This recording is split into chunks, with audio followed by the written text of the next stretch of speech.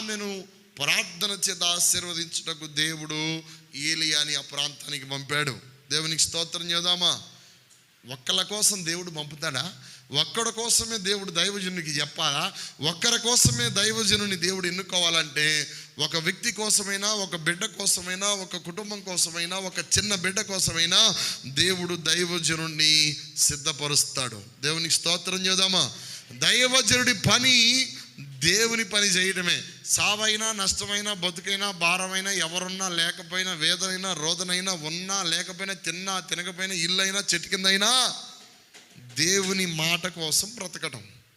అయితే ఏలియా దేవుని మాట కోసం ఆ పేద విధవరాలుని దీవించడానికి దేవుడు చెప్పిన మాట చొప్పున వెళ్ళి ప్రార్థన చేశాడు. ఇప్పుడు ఏమైందో తెలుసా?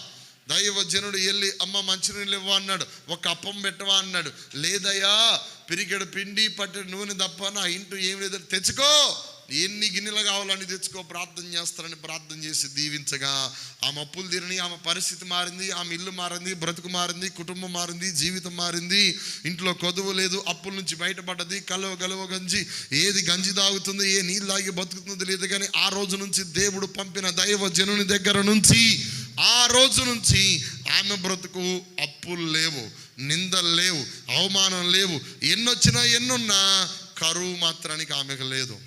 దేవునికి స్తోత్రం చేద్దామా.